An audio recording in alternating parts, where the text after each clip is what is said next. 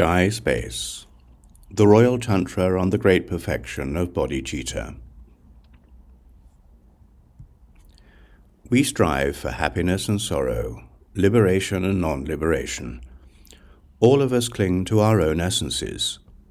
We even hold on to the earth, water, fire, wind, and sky as being primordially our own essence. Our essential method is our own path and what comes with it. We do not mix our true natures. We appear to be individuals. Our personal characteristics are not mixed. What is not, is. This is beyond any partiality. The blessings of our playfulness may arise as anything. The blessings of our works have no position or prejudice.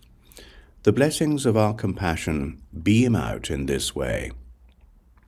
First, we have no other. Second, we are not two. Third, we are beyond all this. Fourth, this is how it is for everyone. Great emptiness holds everything. However we look at things, that is how they appear. Moreover, we have no siddhis. Like the waves of the ocean, this is astounding. From nothing whatsoever, anything may arise. The blessings of our awareness will shine no matter what. We are perfect. Our true natures are spontaneously realized. Our true natures are illuminated like the light of the sun. Our playfulness is not corrupt. We are very special. Our vision is the playfulness of the all-good.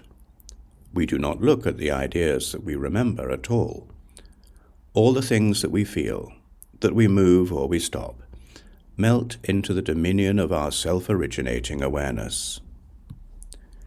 We blaze by ourselves, but we are not alone.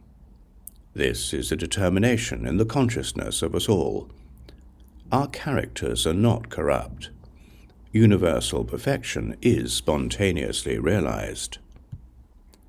Those who have completely cut through their cravings may infer connections within their self-awareness, but directly perceived awareness is supreme knowledge. We do not move. We see clearly.